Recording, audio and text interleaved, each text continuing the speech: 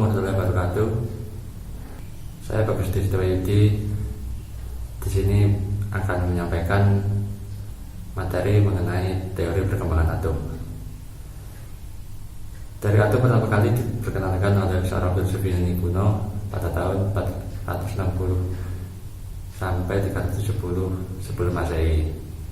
Menurut Demokritus, jika sebuah batu dibelah menjadi dua, kemudian setelah hasil pembelahan tersebut dibelah kembali, dan demikian seterusnya hingga tidak dapat dibelah lagi.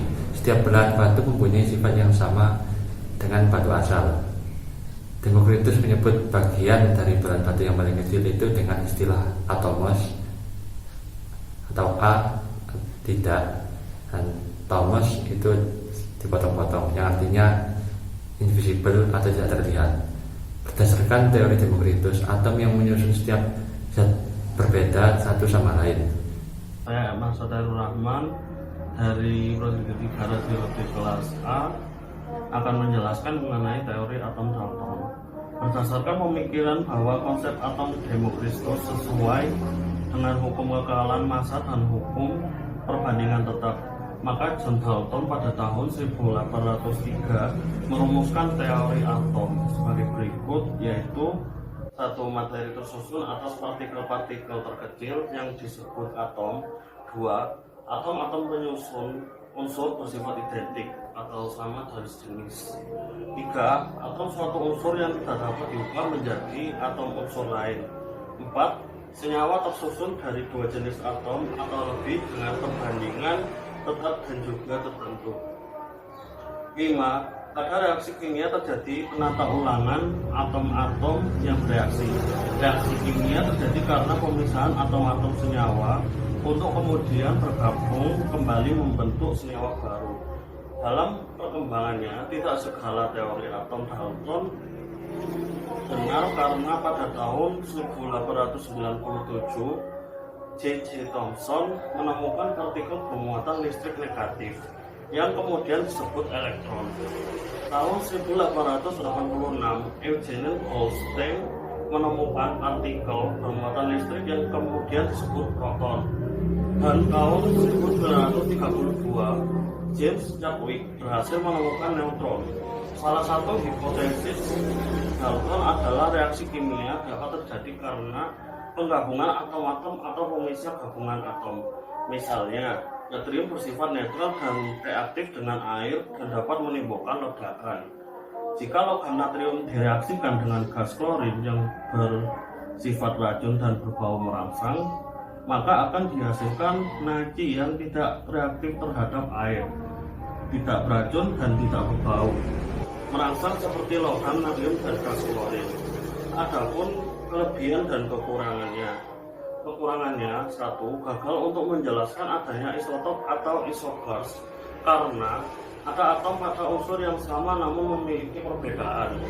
2. Kegagalan untuk menjelaskan afinitas atom dari unsur yang sama ataupun berbeda untuk menggabungkan diri dan membentuk senyawa atau molekul.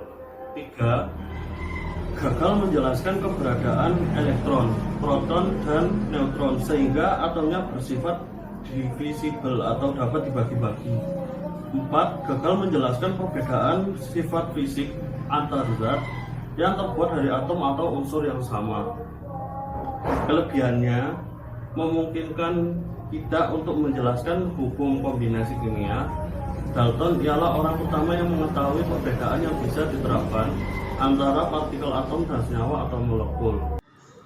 Perkenalkan, saya Yuliana Konusfinit, NIM 1911041008, Prodi D3 Radiologi kelas A.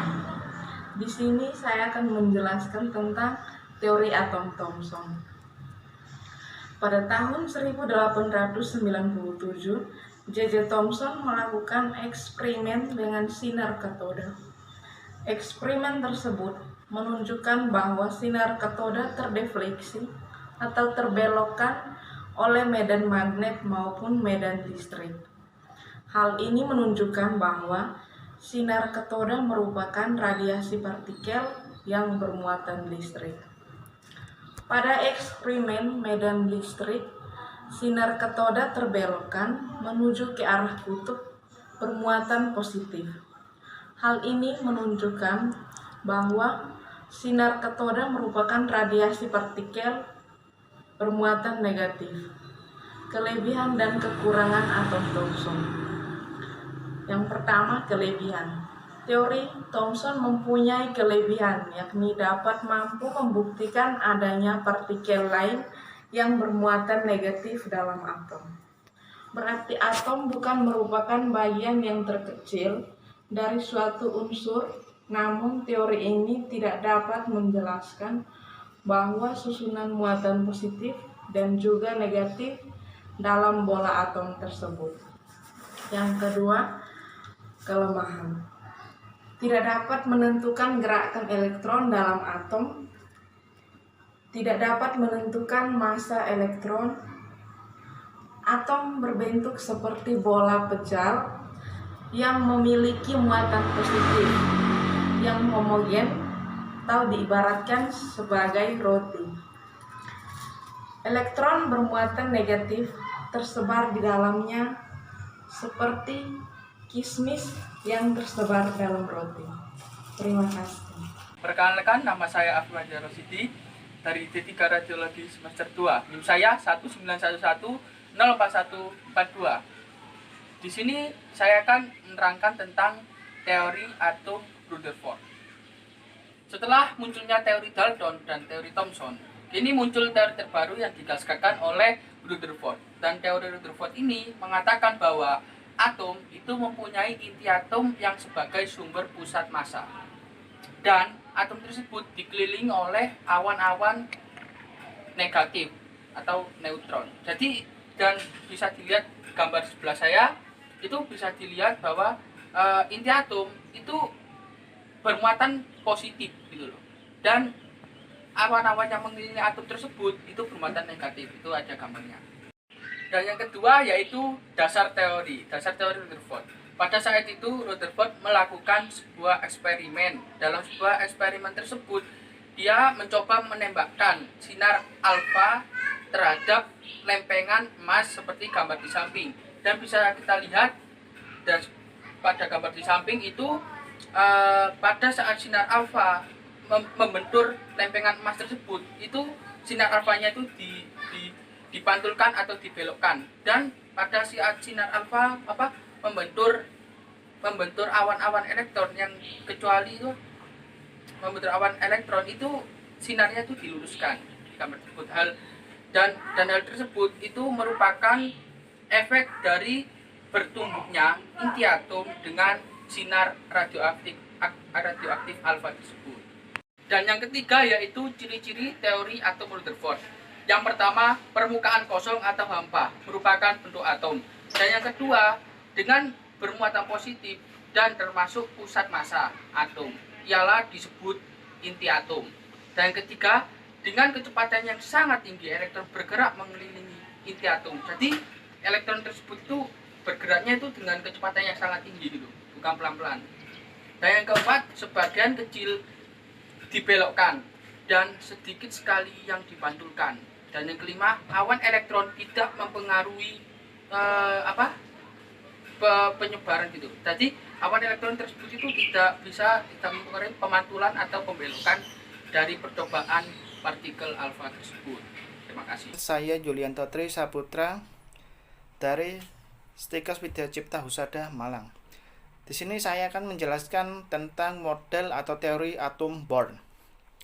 Pada tahun 1913, Niels Bohr mencoba menjelaskan model atom Bohr melalui konsep elektron yang mengikuti orbit mengelilingi inti atom yang mengandung proton dan neutron. Menurut Bohr, hanya terdapat orbit dalam jumlah tertentu.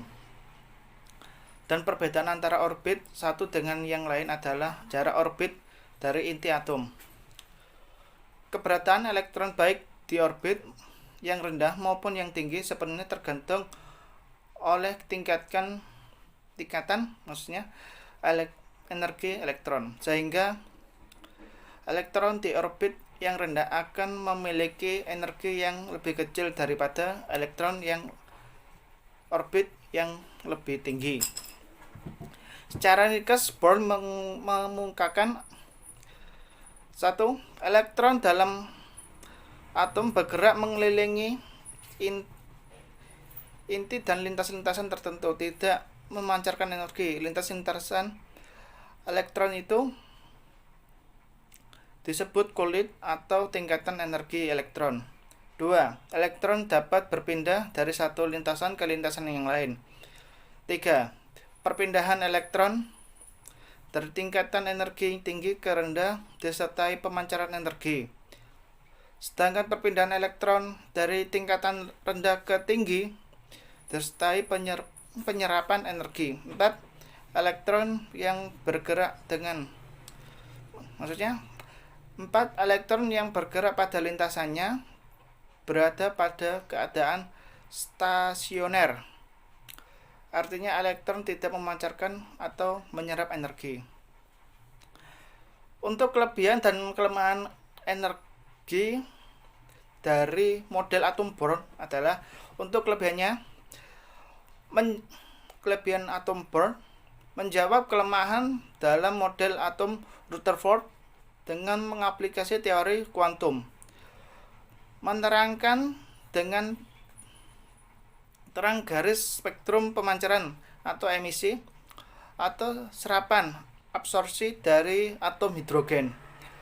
Kelemahannya, untuk teori atom Bohr terjadi penyimpangan untuk atom yang lebih besar dari hidrogen, tidak sanggup membuktikan imbas Zeeman, yaitu spektrum atom yang lebih rumit apabila atom ditempatkan pada medan magnet. Saya Muhammad Aprihaji Dwi Sampurno dengan nomor NIM 1911044126 dari kelas Radiologi A semester 2 dari perguruan tinggi Stikes Widya Cipta Husada Malang Kepanjen. Di sini saya akan membahas subbab materi yang mengenai tentang atom, di mana atom ini adalah bagian terkecil dari suatu zat. Dan saat kita akan membahas mengenai atom, mungkin bagi kalian tidak terlalu asing mengenai bilangan kuantum. Bilangan kuantum terdiri dari 4 poin penting, yang mana yaitu bilangan kuantum utama, yang kedua azimut, ketiga magnetik, dan yang keempat adalah spin. Bilangan kuantum ini digunakan untuk mengetahui bahwasanya untuk mencari golongan dan subbab periode, dan juga jumlah elektron pada setiap subkulit yang terdapat pada atom. Yang pertama, saya akan membahas mengenai bilangan kuantum utama. Bilangan kuantum utama ini digunakan untuk menentukan jarak elektron dari subkulit ke intinya, dan juga untuk digunakan menghitung tingkat energi yang dihasilkan oleh suatu atom tersebut. Yang kedua yaitu mengenai azimut. Azimut ini adalah menyatakan momentum sudut dalam orbital. Dan yang ketiga, magnetik. Perilaku elektron dan magnet dalam orbital. Pengertian dari magnetik tersebut. Yang keempat, spin. Spin merupakan perputaran rotasi pada orbital yang searah atau berlawanan jarum jam. Nah, pada bilangan azimut ini, selain digunakan untuk menentukan sebuah subperiode dan juga golongan yang terdapat pada sistem periodik, juga digunakan untuk menentukan elektron valensi.